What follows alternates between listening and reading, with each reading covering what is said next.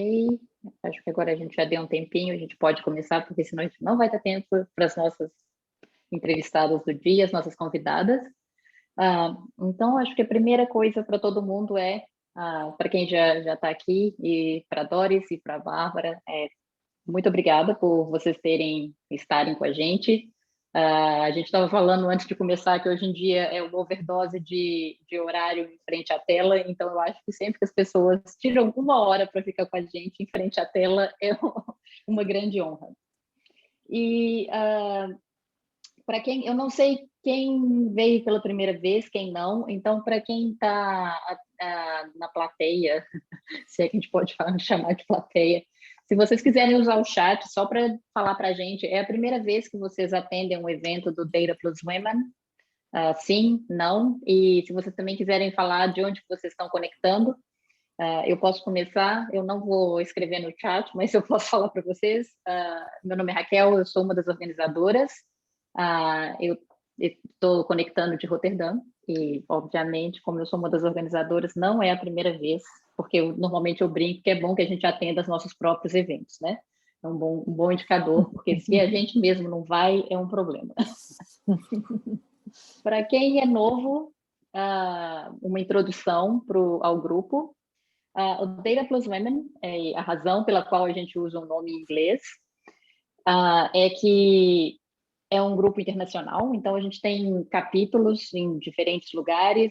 Eu, por exemplo, eu ajudo também a organizar o grupo aqui da Holanda, já ajudei a organizar o grupo em Londres, e desde o ano passado, como tudo ficou virtual, a gente resolveu criar o grupo Latam, porque assim a gente pode também fazer o evento, isso era uma coisa que eu sempre quis, mas não estando no Brasil fica complicado, trazer a ideia do grupo para o Brasil, para Portugal também, e criar esse espaço para as mulheres que trabalham na área de dados, independentemente do que exatamente elas fazem, porque a gente sabe que na parte de dados tem muita coisa. E eu estou vendo aqui no chat, várias pessoas estão conectando pela primeira vez, que ótimo. Bem-vindos a todos. Então, um pouquinho sobre o Data Plus Women é isso. A gente é uma rede internacional, a ideia é criar espaço para mulheres, especialmente porque quem trabalha na área sabe que são vários homens, muitos, massivamente, uma área massivamente dominada por homens. Então, é bom porque a gente cria esse espaço para conhecer o trabalho uma da outra, saber o que a gente faz, e é uma área de diálogo também. E as organizadoras, Nisa. Obrigada, Raquel. Bem-vindos a todos. O meu nome é Nisa, sou outra organizadora. Sou original de Portugal, mas estou ligando do Reino Unido.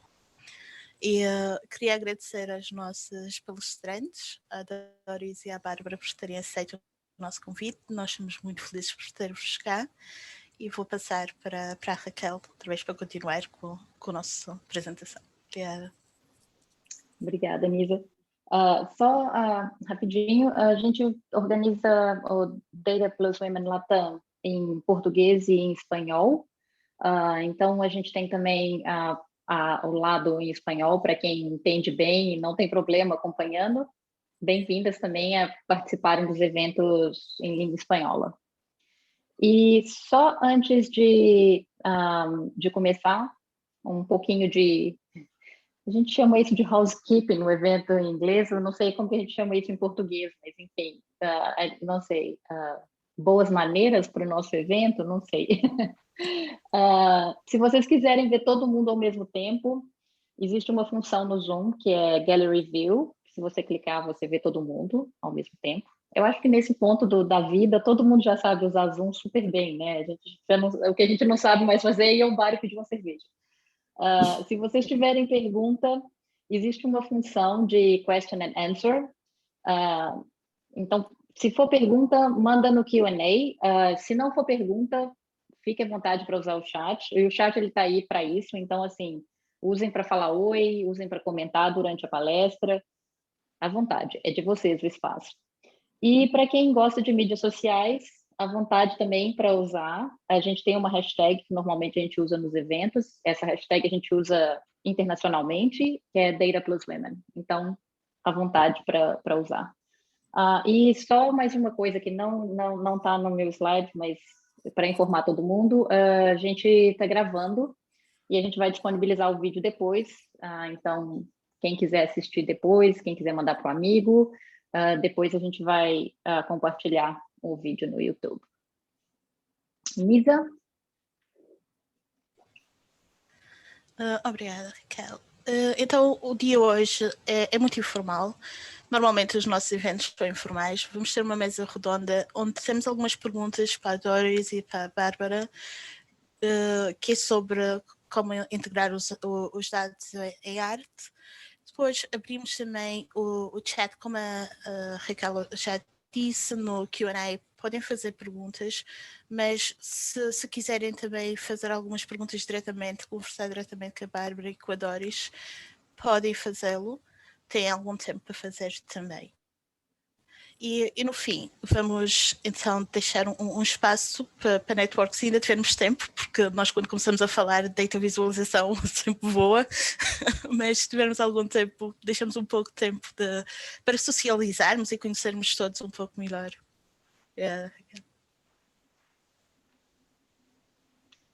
Ótimo. Bom, agora eu vou parar de compartilhar minha tela, porque vocês podem ver a Bárbara e a Doris ao vivo, então vocês não precisam de ver isso no slide.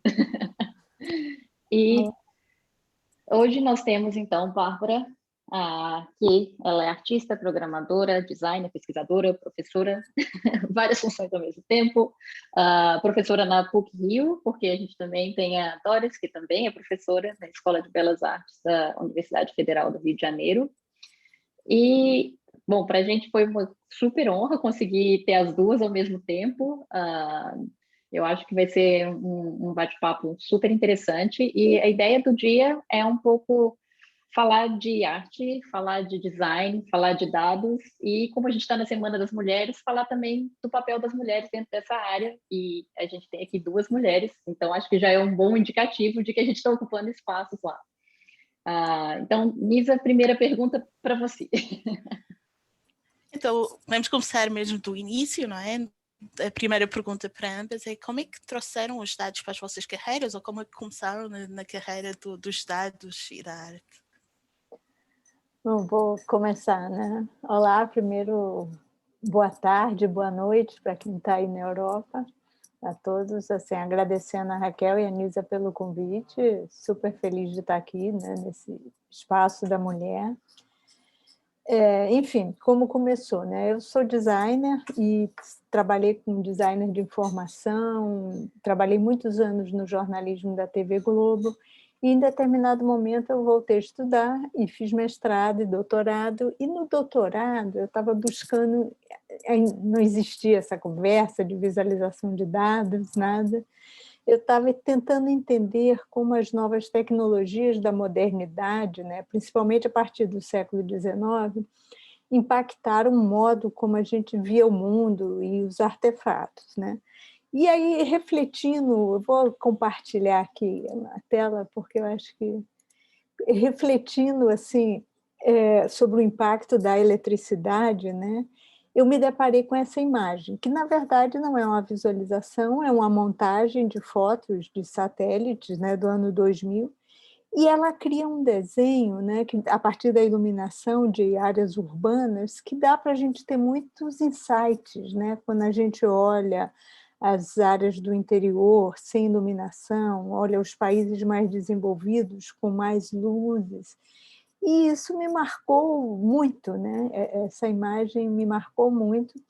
E já um pouco mais tarde, eu me deparei com esse trabalho do Aaron Koblin, né? Que é o Flight Patterns, acredito que a maioria das pessoas conheça, ou já não sei se isso ficou histórico, se já não conhece, mas ele pegou dados de um dia inteiro e fez todos os voos, entrando e saindo, de tal forma que a gente vê também as cidades mais populosas, né? As viagens noturnas, como se fosse o lado leste acordando mais cedo e aos poucos a região oeste também vai acordando, né? Então isso me empolgou muito. E eu comecei a estudar, a me interessar, e dentro da UFRJ, dentro da Escola de Belas Artes, eu criei um laboratório para pesquisar visualização. A Bárbara está rindo, que já trabalhou lá nos primórdios, né? E, assim, uma das questões mais dos alunos, né, não sempre é postar, né? Coisas interessantes que iam encontrando sobre visualização e, ao mesmo tempo, os trabalhos nossos, né?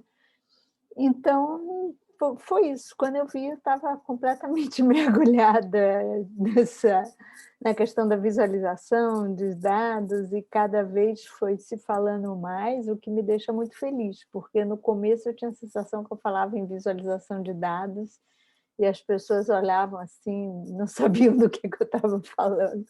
Mas hoje acho que mudou muito. Era isso. Vou descompartilhar aqui para...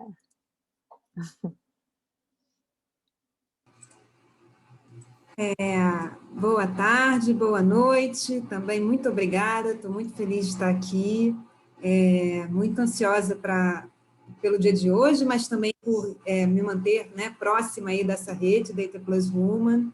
Acho que a gente sempre tem muita coisa para trocar, e agradeço muito, inclusive a oportunidade de estar aqui junto com a Doris, né, que foi minha orientadora de mestrado e doutorado. Temos aí muita trajetória em comum, tenho muito a agradecer a Doris.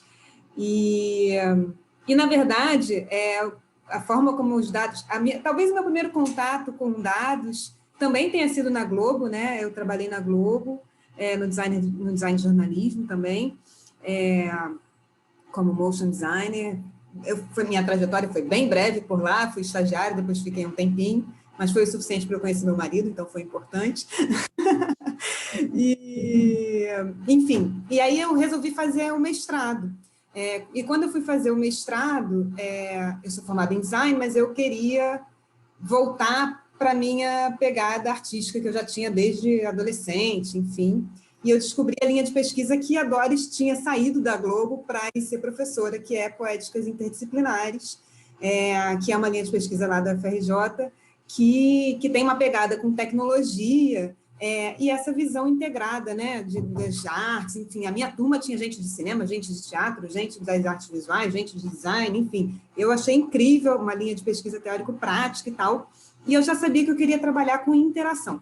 Então, eu diria, com arte interativa, no caso, né? Eu diria que a minha entrada nos dados, ou os dados entraram, não necessariamente com o que a gente compreende como fiz errado. Não necessariamente como que a gente compreende com a visualização de dados, mas porque, ao trabalhar cores, né, eu tinha dados, né, tem visão computacional, tinha Kinect, tinha outras coisas que eu ia transformando, que eu usando de matéria-prima das minhas criações.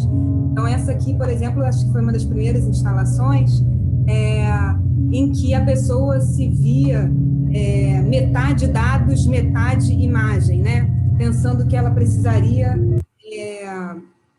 fazer esse esforço de reconhecimento, de identidade. Será que ela conseguiria se identificar com a forma como a máquina estava percebendo o corpo dela? Enfim. Então, ainda era uma abordagem bem mais diferente, né, dos dados, assim, não era uma planilha de dados, eram dados que estavam entrando em tempo real dos sensores para poder fazer arte interativa. Eu queria complementar também, não sei se a Bárbara terminou? Vai falar, Oi? Posso complementar? Sim, pode ser. Não, que eu queria falar de um trabalho que aí, a partir de determinado momento, eu queria compartilhar aqui o trabalho do BID, né? Isso. Mas aí você tem que Mas acho que é melhor você... eu não... Desculpa, gente, nem parece que eu dou aula todos os dias. Bom, aí, assim, em determinado momento, né, a gente conhecemos uma pessoa incrível, com uma mulher, uma brasileira que mora no Canadá, que chama Nete Resta, e ela nos colocou em contato, né? Ela trabalhava na época no BID, o Banco Interamericano de Desenvolvimento, e nos apresentou um grupo onde ela trabalhava e eles queriam fazer algumas visualizações, né? Então, aí a gente começou, junto com o Cláudio Esperança, a Bárbara trabalhou nisso desde o começo, né? O Cláudio Esperança é meu parceiro de trabalho até hoje também, né? Acho que somos bem constantes, né, Bárbara? E aí a gente fez alguns trabalhos, né? No final foram várias visualizações diferentes, né, que a gente fez, e eu diria que foi onde a gente aprendeu bastante coisa, assim, sobre visualização. Eu diria que foi a nossa escola, basicamente. E vocês Nossa, fizeram juntas, né? fizemos muitos anos esse projeto aí, né? Assim, acho que foi 1 ano para começar, depois renovou o contrato, enfim, foram 12, 13 visualizações. Eram foi bastante coisa. De produção e consumo de energia na América Latina inteira, desde a década de 70. E foi muito interessante, né? Porque a gente participou desde entender como é que estavam organizando os dados, enfim, a gente ia lá para Washington conversar com os economistas, nesse momento que a gente ainda podia viajar. Muito bom, com certeza. E acho que vocês duas comentaram, Doris, essa questão de quando você começou a trabalhar na área, as pessoas não faziam nem ideia do que isso significava. A Bárbara, que você mostrou seu trabalho e falou que uma das propostas era essa, era ver como que as pessoas iam interagir com uma leitura do corpo delas por meio de dados que não dados como as pessoas estão acostumadas a pensar, né? Que é tipo uma planilha ou alguma coisa do tipo. E a minha pergunta para vocês duas é: vocês acham que as pessoas ainda têm um pouco um pé atrás quando elas ouvem dados? Elas pensam assim, ai meu Deus, isso é muito complicado, não quero falar disso não. Você sente que as pessoas têm receio ainda? Assim, acham que não, é base de dados, é chato, isso é para gente especializada, eu não quero, não vou nem tentar. Não sei, Bárbara pode começar. A gente... eu vejo até dentro mesmo do design, né? Assim, entre as minhas turmas, por exemplo, com os alunos. Eu sempre salpico um pouco de visualização de dados nas minhas turmas e tal, e muitas vezes, quando eu vou ter o retorno deles no final do semestre, eu sempre pergunto no início qual é o interesse, o que eles querem saber de design, não sei o quê e tal, e poucos falam que eles têm interesse, ou bem poucos mesmo. Visualização de dados é uma coisa que eu quero explorar, que eu tenho interesse e tal. Mas no final do semestre, muitos falam que se surpreenderam com isso, sabe? Eu acho que ainda tem, agora na pandemia, pelo menos a visualização de dados, ela ganhou um valor ainda mais estratégico, evidente, e aí as pessoas estão começando a se interessar mais por isso, enfim. Mas dentro da área do design, das artes, passa um pouco ainda assim por esse desconhecimento, às vezes, tanto da programação, né? Inclusive como forma de criação, como forma de expressão, e também do potencial estético dos dados, né? Quando a gente fez a existência numérica, que a gente vai falar um pouquinho mais depois, as pessoas ficavam surpresas. Nossa, eu não sabia que era possível fazer arte com dados, né?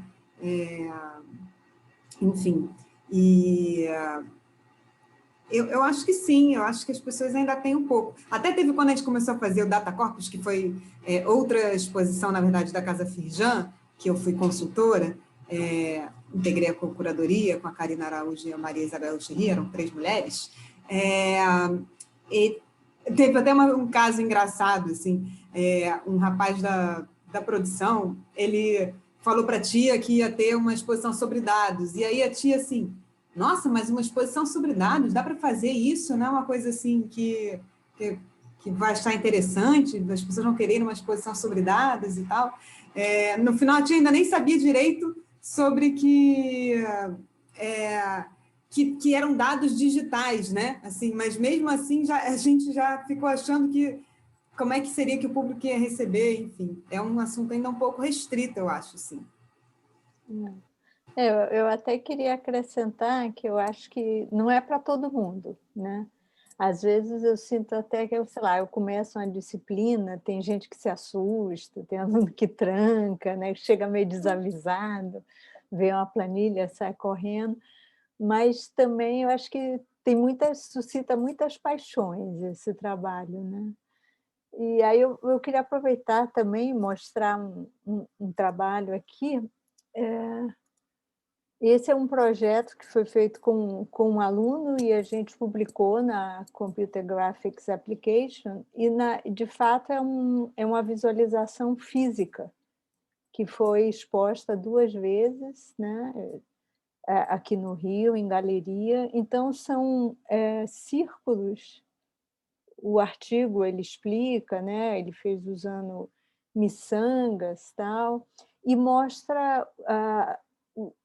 o número de africanos que eram trazidos para as Américas, principalmente, e os que, inclusive, morriam no caminho. Então, cada miçanga, por incrível que pareça, a gente olha, aqui está dando para ver, né? Vocês estão conseguindo ver? Então, cada miçanguinha dessas são 10.000 pessoas. É assustador, né? E cada aro representa 50 anos desse processo. Então, você vê que começa pequenininho, tem períodos em que abre muito, e tem várias miçangas em preto que mostram, né, aqui dá para ver bem, que são as pessoas que morreram no caminho, né? Então, esse é um trabalho assim que eu vi que ele rompeu muitos espaços, né? Dentro da galeria, inclusive, a gente ficou surpresa. Tinha um guarda, e a gente fala isso, né, que tomava conta. Quando ele entendeu, quando ele conseguiu ler, ele pegou a chave do que significava cada miçanga e as cores, ele ficou super emocionado, né? Então, eu digo, não é para todo mundo, mas um monte de gente, quando pega assim, fica muito encantado né, e descobre, né, uma área nova. Assim. Vou mostrar também um outro exemplo de uma... Na verdade, a gente até adaptou, né? A Casa Firjan adaptou para estar dentro da exposição. É do Mapping Lab, que é coordenado pela Carolina Passos, uma arquiteta brasileira, e que ela se especializou nessa parte de cartografias, enfim.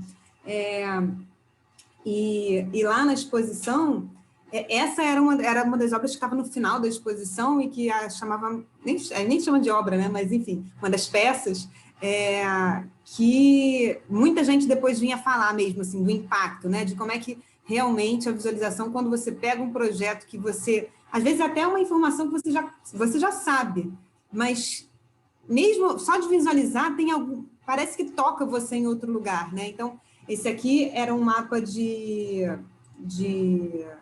educação, né?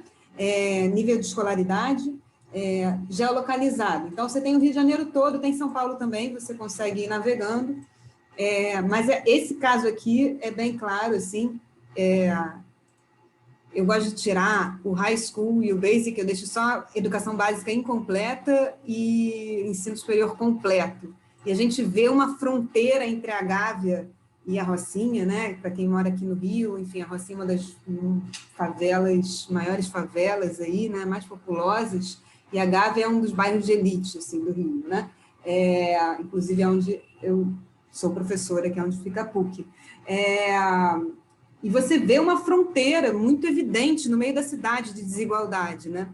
Então, a gente ouviu vários relatos, assim, também das pessoas, assim, que para quem mora aqui no Rio, todo mundo sabe disso, mas ver isso no mapa parece que te toca também em outro lugar, né? Enfim, só esse outro exemplo, da Carolina Passos. Bacana. A visualização é bastante... Porque nós somos seres visuais, certo? E então cria sempre aquele momento em que as pessoas olham para a visualização e tem quase, em inglês dizemos o haha moment, que é o realizar, aquele realizar que isto é dados ao cada pontinho corresponde a uma pessoa, a uma vida, é gostoso, não é? É gostoso ver isso nesse cara das pessoas. O que me leva ao próximo sujeito da pergunta, que é: vocês recentemente lançaram um livro que resultado da exposição Existência Numérica no Oi Futuro, aí no Rio. Como foi a experiência de montar a exposição, ocupar o espaço e aquele diálogo entre arte, dados? Como é que foi essa experiência toda? Podemos começar com a Bárbara. Então, eu tenho meu estúdio, né, que é a Ambos. A gente trabalha com arte interativa e tecnologia, a gente fazia instalações interativas, a gente começou a produzir as próprias exposições. E a gente tinha muito esse desejo mesmo de levar a visualização de dados para dentro do museu, para dentro das galerias, enfim, eu e Luiz Ludwig, que era o meu sócio na época. E a gente convidou a Doris para ser curadora, né, conosco, dessa exposição. E eu acho que foi, assim, foi muito interessante fazer essa exposição, acho que foi uma exposição de muito sucesso, foram, acho que 25 mil pessoas, porque, assim, eu acho que foi 2018 a exposição, segundo semestre de 2018, e aqui no Brasil, nem todo mundo ainda estava, mesmo o termo visualização de dados não era tão debatido ainda, e quanto mais visualização artística de dados, visualização de dados como linguagem artística, né? Então, foi bem desafiador nesse sentido, de realizar a curadoria, mas também foi, assim, muito feliz para a gente receber o patrocínio do Oi Futuro, né? Porque o Oi Futuro é uma instituição que investe muito em arte e tecnologia, assim, tradicionalmente, no Rio e no Brasil, e talvez você tenha um pioneirismo, assim, eu acho, no lugar da existência numérica. Não sei se tiveram outras exposições desse tamanho, assim, né? No Brasil antes. Então, foi muito bom, assim, a gente ouvir o relato das pessoas. Essa semana mesmo veio uma menina falar comigo, que inclusive foi monitora da exposição, trabalhava como educadora. Ela falou assim: eu estou usando muito dados no meu mestrado, que ela acabou de se tornar mestre ontem. E lá na existência numérica foi a primeira vez que eu estava vendo dados de um outro jeito e que eu estava tendo contato com isso e tal. Eu falei, caramba, né? Realmente, acho que proporcionou essas novas experiências também. Eu queria acrescentar, né, que a gente, além como tinha a exposição e o edital incluía um livro, né, que normalmente as pessoas fazem um livro de exposição, mas a gente falou, vamos aproveitar, né, e botar uns textos de visualização, porque tem quase nada, não tem nada em português, até para os alunos terem acesso, né? Então, a gente fez um livro bilíngue, e foi muito legal, e a Bárbara está mostrando o livro, a gente recuperou, né, artigos que a gente conhecia, que gostava, né, de alguns artigos bem bacanas, do Ben Fry, da Catherine Dinásio, da Sarah Diamond, e traduzimos para o português, né? E a gente tem muito orgulho, né? Tem vários pesquisadores conhecidos e tem fotos também super bonitas da exposição, né? E a gente até descobriu que o livro está à venda, inclusive na Amazon internacional, né? Então a gente não sabia, a gente achava que estava só aqui, a gente foi olhar e tá. Mas é isso. Isso foi uma das conversas que tivemos com a Bárbara, porque eu e a Raquel, nós gostamos tanto do livro, e a Bárbara de repente disse-nos, mas não, isto é só a nível do Brasil. Para nós ficamos bastante tristes na altura, mas agora parece que não, Raquel. A Amazon. É possível. Inclusive, eu compartilhei o link para quem está acompanhando, ele está agora no chat. Então, se vocês quiserem ver o que é o livro, ele está lá.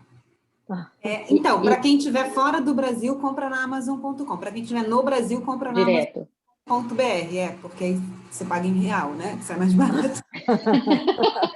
E tem mais disponibilidade também de exemplares, assim. Mas é isso, né? É um livro bilíngue, o que a gente mais quer é que vá para o mundo todo. Na verdade, a gente já distribuiu muitos exemplares para fora do Brasil, porque a gente distribuiu para os 12 pesquisadores que participaram, né? Então, já tem livro na Alemanha, no Canadá, nos Estados Unidos, enfim. Até para Moçambique também mandei para um estúdio lá, que eu conheço. Mas é isso, a gente quer espalhar conhecimento, né? Aí tem a Brenda, ela está fazendo um comentário aqui dizendo que o livro foi importante pela dificuldade de achar material no Brasil. Exatamente, foi o que motivou a gente a... Né, depois, é claro que no processo várias vezes a gente se arrependeu, né, Bárbara? Meu Deus, a parte de tradução. É muito trabalho, revisão e tradução é uma responsabilidade, né?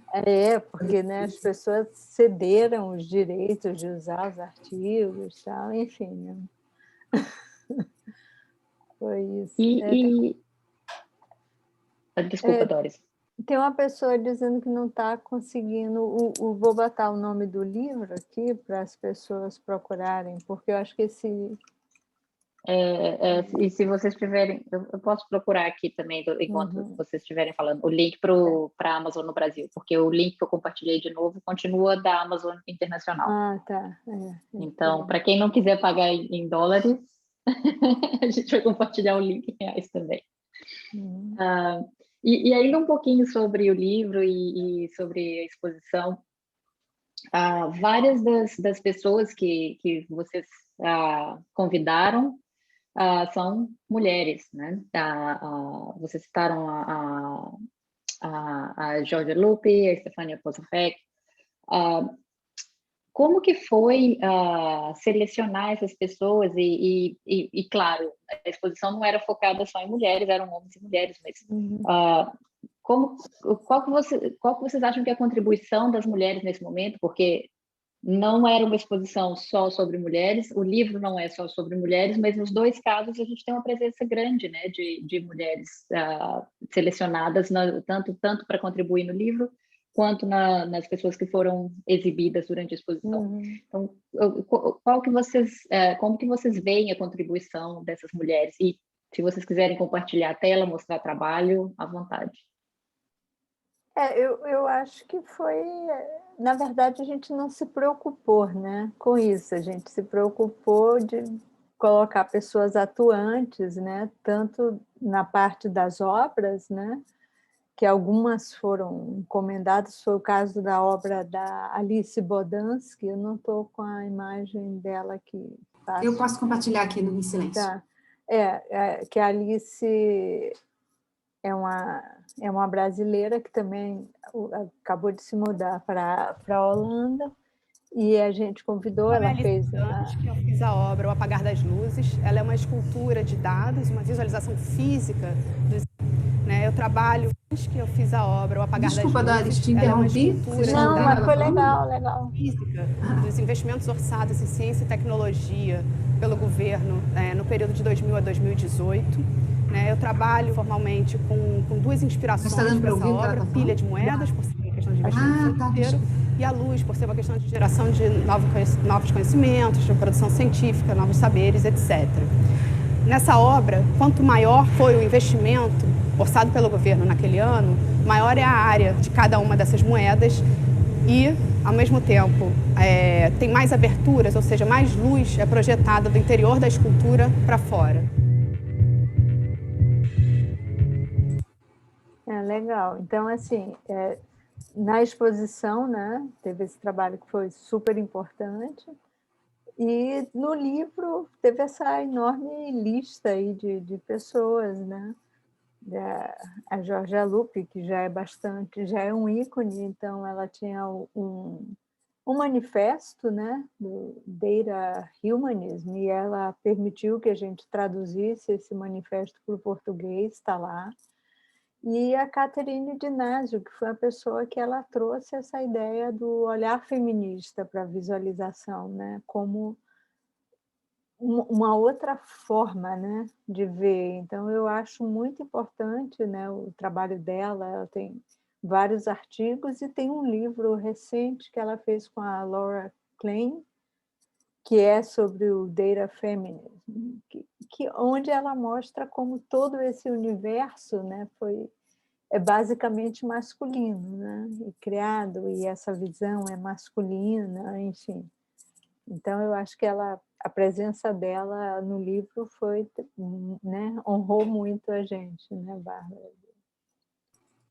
E eu acho também que a gente tem contribuições, assim, tem a Johanna Drucker, né, que é uma super referência digitais, trazendo a questão do data e capta, que é muito importante, né, para entender o dado como construção social, mas, ao mesmo tempo, tem a Mimi Onuoha, que é uma professora da NYU, e que fala dos conjuntos de dados ausentes, fala sobre racismo. Então, eu acho até que, pensando assim, na Catherine Deneuve, na Mimi, na própria obra da Alice também, né, que tem uma coisa da contestação do investimento em ciência no país, tem um lugar de contestação da contribuição dessas mulheres, assim, né, de fazer uma crítica social e tal. E eu acho isso uma boa... Não sei se é o recorte que a gente acabou fazendo, mas são contribuições muito contundentes mesmo das mulheres que contribuíram com a ciência numérica. Falando sobre a Georgia Lupi, porque ela, pelo menos para mim, ela tornou-se mais conhecida depois do projeto Dear Data, com a Stephanie Prosnavec. Para as pessoas que estão connosco e que não sabem o que foi o projeto Dear Data, era só a coleção de dados pessoais em que se trocavam postais que eram a forma artisticamente de transmitir esses dados pessoais. A cada uma fazia um cartão e durante um ano elas, ou um postal, em outras palavras, elas trocavam postais e viam como é que foi a interpretação de cada uma dos dados pessoais que tinham. Como é que vocês, as duas, Doris e Bárbara, veem porque isto agora há muita desmistificação de dados, ou tentar desmistificar os dados, porque antigamente dados era aquele big data e tinhas que ser o especialista ou tinhas que ser muito técnico para sequer olhar aos dados, ou era algo que quase toda a gente fugia, que não tinha aquele background técnico. Como é que vocês veem isto agora? O Covid trouxe muito isso, a parte gráfica, mostrar a toda a gente, tentar perceber o que é que se está a passar com visuais e com gráficos, mas também estas pequenas iniciativas de começar a ver o seu próprio dados e ver o que é que se come num dia, ou mesmo a atividade física. Há muita gente que está a começar a agrupar esses pequenos aglomerados, chamamos de dados. Como é que vocês acham que estas iniciativas estão a ajudar essa desmistificação dos dados e de começar a visualizá-los e a percebê-los? A contribuição da Georgia Lupi é muito importante, né, para o campo do design, da visualização de dados. A Georgia Lupi e da Prosnavec, né? A Georgia Lupi, inclusive, eu gosto muito do livro que elas lançaram depois também, do Dear Data, que é o Observe, Collect and Draw, que acho que já foi traduzido para alguns idiomas, acho que em português ainda não, mas... que tem a ver com isso, né? Com esse processo que elas tiveram de entender a visualização, inclusive desenhada, né? Não tem computação, não tem sensor, não tem tabela, não tem tabela que elas pensaram, que elas organizaram os dados, enfim. E o que eu acho particularmente interessante, um dos assuntos que eu pesquisei durante o meu doutorado é o Life Log, né? Que é essa sistematização da nossa vida em dados, que é uma prática muito antiga, na verdade, assim, e que tem gente que faz milhões de listas, tudo que eu comi, todos os dias que eu fiz não sei o quê, enfim, esse tipo de coisa, né? E o que eu acho muito interessante nesse humanismo dos dados, delas duas, né, é que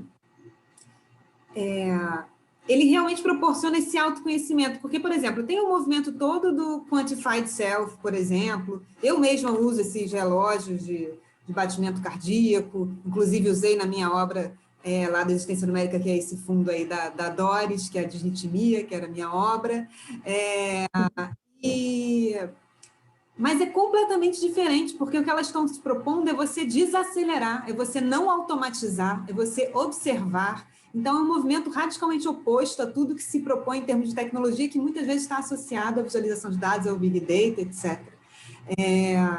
Então, é uma contribuição muito importante, como uma forma, às vezes, de introdução à visualização de dados, mas também como autocontato, como conexão pessoal com você mesmo, com o mundo, enfim.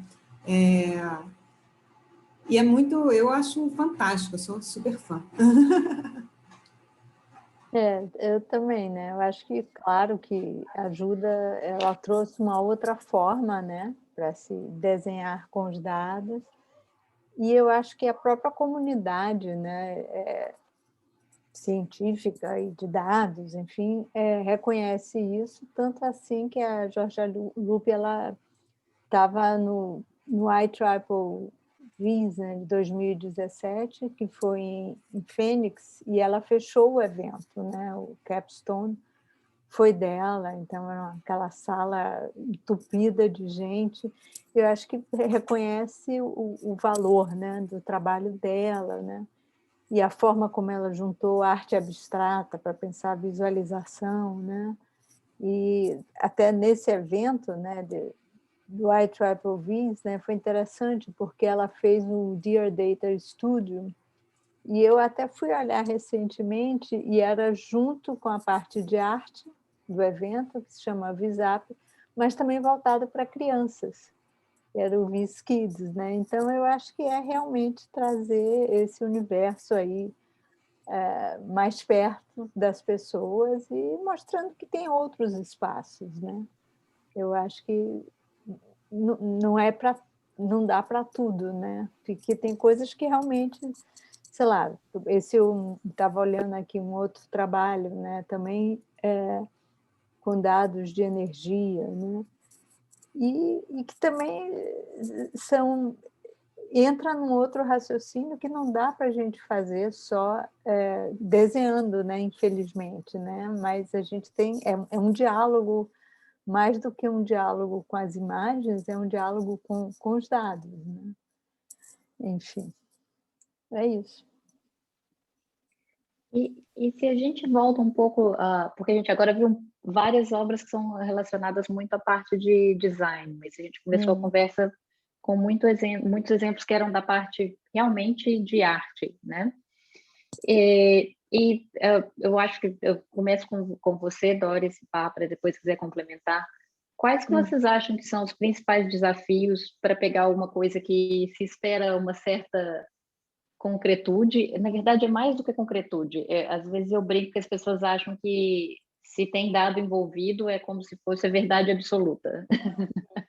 Então, assim, como aliar essas duas áreas, né? Porque existe esse mito de que se vende dados é completamente objetivo. Eu acho que essa é a grande questão. Se espera uma objetividade dos dados, que os dados também não oferecem porque eles foram coletados por alguém, sempre tem um humano no meio. Mas, enfim, as pessoas tratam dados como objetividade, como se fossem muito objetivos, né? E transformar em arte, que é um espaço de subjetividade. Quais que vocês acham que são os principais desafios quando os artistas, quando vocês estão tentando colocar essas duas áreas em contato? Começo eu? Eu acho que tem realmente muitos desafios, né?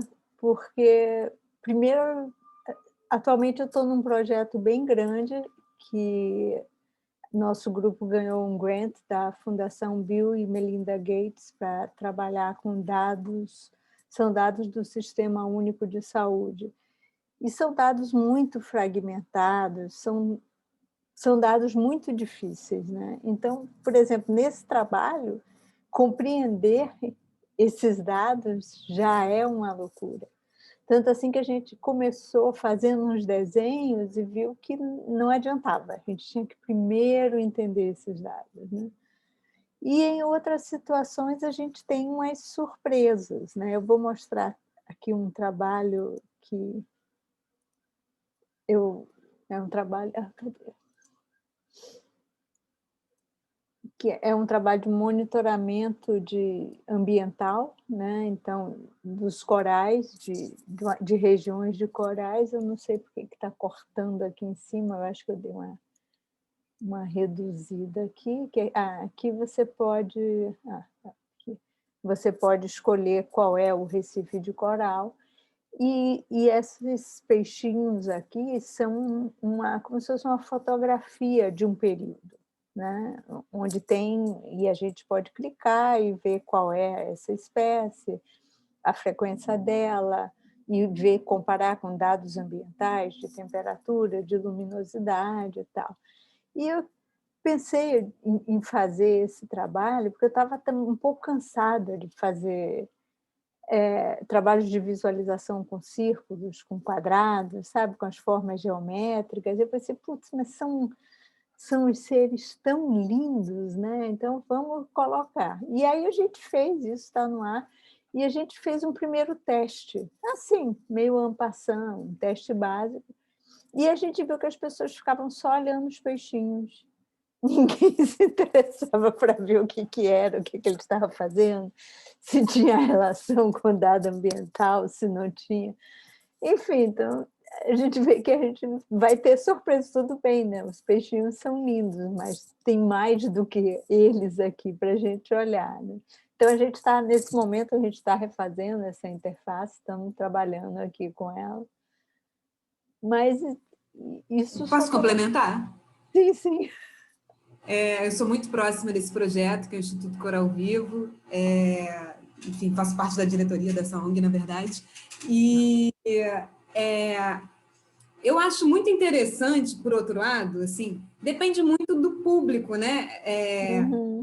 Desafios, acho que são esses, porque uma coisa é você fazer uma visualização de dados para cientistas que estão talvez mais interessados na parte do gráfico embaixo, que precisam entender os padrões, etc. Outra coisa é você fazer uma visualização que o público, para divulgação científica, para sensibilização, e aí talvez a figura seja importante como um ponto de atração, né? Acho que conseguir... eu tenho pensado muito sobre isso, tentado estudar um pouco, sobre esse lugar da sensibilização, né, da visualização de dados. Porque na pandemia se discutiu muito isso.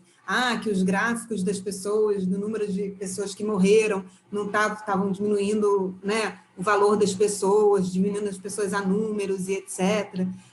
Então, eu acho esse projeto assim, muito feliz nesse sentido, porque a gente estava muito acostumado a ter trabalhos de lugar do figurativo, do pictórico, muito associado à infografia, né?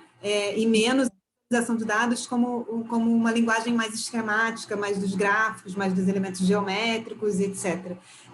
Mas aí a gente consegue ter uma conciliação dos dois tipos de linguagem, né? Não é propriamente um projeto artístico, mas eu acho que eu não sei, eu não fiz pesquisa para entender ainda como é que o público está recebendo, enfim, mas eu acho interessante nesse sentido, sabe? E mesmo dentro da arte, você tem tratamentos diferentes também, né? Tem obras que estão comprometidas ainda com a legibilidade dos dados, das informações, e tem outras que não, que já sumiram desse lugar, e a subjetividade é só uma mensagem em que os dados entraram como matéria-prima, né? Somente como processo do artista, e não necessariamente como uma camada legível para o público. Então, assim, realmente são muitos desafios, né? Mas tem muitas formas, né, de lidar com essas coisas todas. Perfeito. E eu acho que tem a ver com o que vocês falaram, porque eu acho que, especialmente, Doris começou falando do projeto com a Fundação, que vocês estão tentando primeiro fazer sentido dos dados. E tem uma pergunta do público. A pessoa não se identificou. Opa, eu destruí meu fone. A pergunta é: como é o processo para transformar um dado em visualização? E onde o design efetivamente ajuda no processo. Então, se vocês puderem falar um pouquinho do processo, porque para quem é novo na parte de dados, antes das coisas ficarem bonitas, é bem feio. É verdade, eu não sei. Vou começar, a Bárbara me interrompe, eu complemento. Eu vejo que tem duas formas, né? Assim, muitas vezes a gente chega com uma ideia pré-concebida do que a gente quer fazer, né? Que pode resultar bacana e às vezes não, né? Nesse caso que eu mostrei do coral vivo, eu queria trabalhar com ilustração de peixinho, né? E eu queria mostrar as ilustrações. Então, eu parti de uma ideia pré-concebida, mas os dados eram relativamente simples. Então, eu acho que cabia nesse caso, né? Em outras situações, não dá. A gente tem que entender aqueles dados e aí o processo, cada pessoa, talvez eu possa falar do meu processo, não sei como é que as outras pessoas fazem, né? Eu gosto de usar ferramentas para compreender, né? Ou Tableau, ou Flourish, eu uso essas ferramentas para me ajudar a pensar como é que o dado está, o que tem de outliers, como ele está organizado. Então, eu sempre parto de entender eles, né? E como o design ajuda, né? Eu acho que ele traz um olhar. Aí a gente sempre termina nessa questão, né? É difícil você provar a ajuda do designer, mas, em geral, quando tem um trabalho que um designer atuou, ele ou tem mais apelo, ou ele tem uma usabilidade, ou deveria ter, né? Ser mais acessível, ser mais atraente, né? Então, é uma coisa que você tem que pensar ali, ao mesmo tempo que você tem que estar pensando nos dados, você tem que também estar pensando como tornar aquilo atraente, ou pelo menos palatável, né? E pensar em cores, né? E, às vezes, sei lá, às vezes a gente vai nesses congressos, né? Principalmente da área mais pesada, né? Das engenharias, esses congressos super mais especializados, né? E, puxa, tem umas ideias boas, mas tem uns resultados tão feinhos, né? Ali, às vezes até os pôsteres são as coisas feias, né? Então, enfim, não sei se respondi, mas eu acho que é um pouco isso que acontece. Não sei se a Bárbara quer acrescentar aí alguma coisa. Quero, com certeza. Acho que eu tenho duas coisas para falar com relação a isso. A primeira é o lugar do design, como é que o design efetivamente ajuda. Primeiro, eu concordo com a Doris, essa questão. Acho que se você vai usar ferramentas ou não no processo de preparo, de criação, depende, inclusive, do volume de dados que você tem que representar, né? Porque se você está com um volume pequeno, você consegue, talvez, rabiscar e fazer um layout. Mas se você tem um muito grande, não tem como. Você tem que já sair para o protótipo, assim, né? Você até faz uns rascunhos, imagina, mas você não consegue dimensionar como é que ele vai se comportar em todas as situações, né? Do banco de dados, enfim, as proporções que aquilo vai tomar e tal. Então, nesse lugar, eu defendo que os designers têm que saber programar. Eu e Doris, a gente tem vários embates sobre isso. E eu mesma não consigo muito separar o meu processo sem a programação. Embora, assim, em trabalhos mais de design mesmo, assim, né, nos artísticos, eu acho mais tranquilo compartilhar o processo de programação. Mas em projetos artísticos eu acho mais difícil. Mas, até assim, eu acho que tem uma coisa do design que, quando efetivamente ajuda, é que, assim, agora a gente está cada vez mais...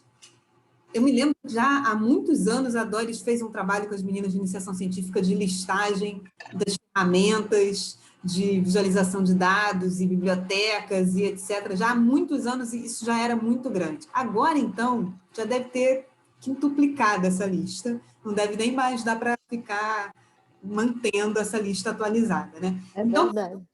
Ferramentas disponíveis para você fazer esse preâmbulo, né? Para você fazer esses testes, ou até para já formatar coisas finais, enfim, né? Tem o Flourish, tem o Tableau, tem o Rograph, tem muitas ferramentas, né? E aí, eu acho que tem um lugar do designer que é amadurecer isso e não necessariamente usar os modelos, os templates prontos, e é realmente criar modelos visuais. Então, eu me lembro quando a gente fez o BID, inclusive aquela primeira visualização que a Doris mostrou, não sei se ainda está aberta aí, que era um Sankey, um gráfico de fluxo, né? E que a gente viu outras referências de bancos de visualizações similares com bancos de dados do mesmo contexto, né? De produção e consumo de energia, e que era uma bagunça louca, porque assim, tinha muitos fluxos ultrapassando um por cima do outro. As linhas se cruzavam, né? Se cruzavam. A nossa contribuição nesse caso aí específico foi criar um novo modelo visual para o Sankey, de forma a organizar os fluxos e que permitisse que a gente conseguisse ter maior legibilidade disso, né?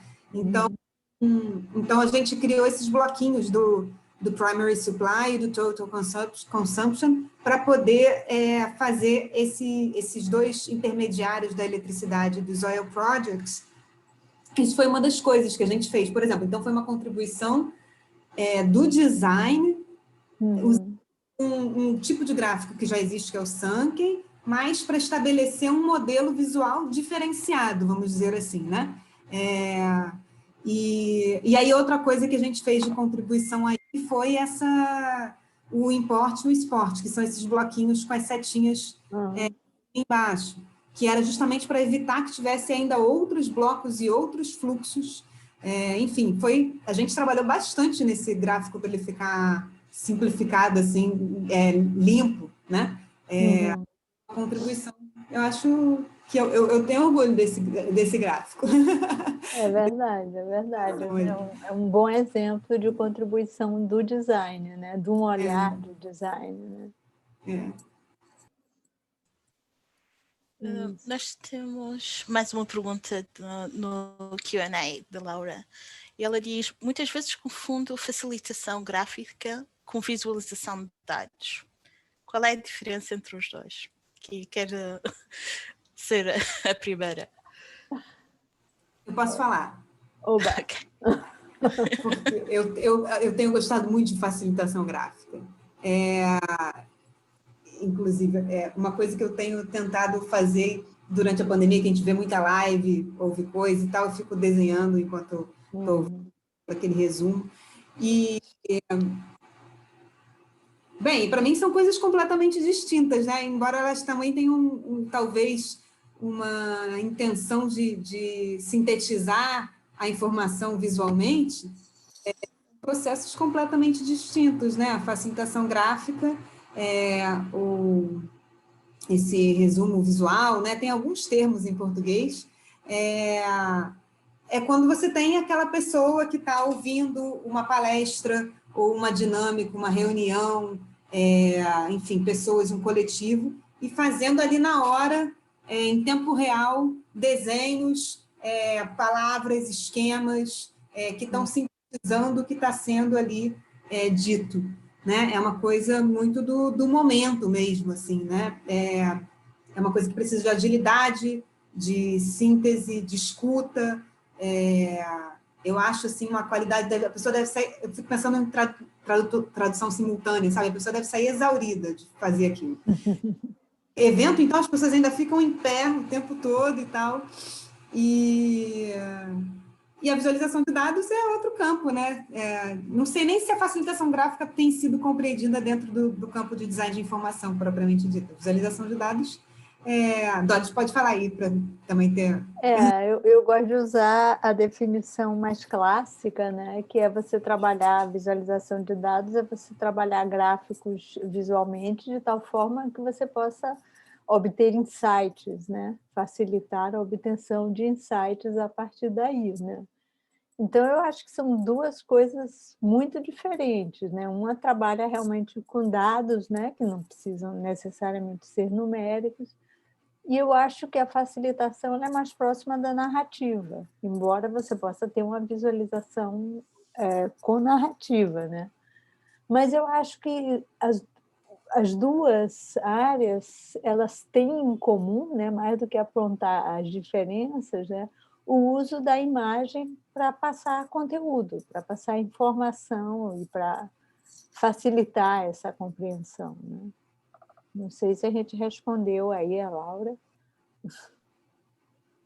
Enfim. Acho que sim.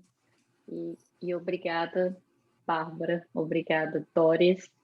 Já são 8 horas aqui, né? Aí já são 4 horas. 4 horas. Aqui são 4 horas. E como a gente prometeu 1 hora de evento, vamos fazer 1 hora de evento. A gente poderia ficar aqui ainda mais várias horas, porque a gente nem conseguiu fazer todas as perguntas, o que é uma pena. Mas eu queria agradecer muitíssimo, Doris e Bárbara, por vocês terem topado participar. Eu acho que foi uma conversa super legal.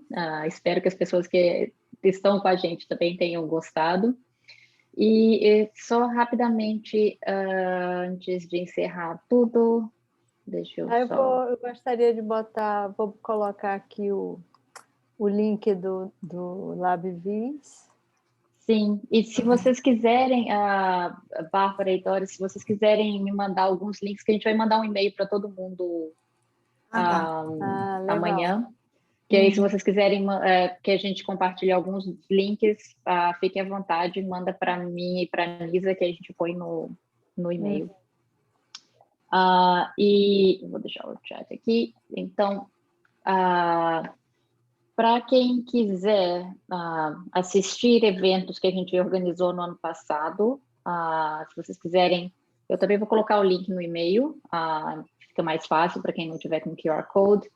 E para quem estiver na plateia e quiser falar em um dos nossos eventos, por favor, procurem a gente está sempre aberta a pessoas que tenham interesse, o espaço está aqui para isso mesmo. Bárbara e Doris, se vocês conhecerem alguém também para indicar, à vontade. Então, muito obrigada a todas e espero muito vê-las uma vez mais. Obrigada. Muito obrigada, gente, foi ótimo. Muito feliz. Obrigada. Muito obrigada a todas. Obrigado. Boa noite e boa tarde. Boa tarde, boa noite. Obrigada.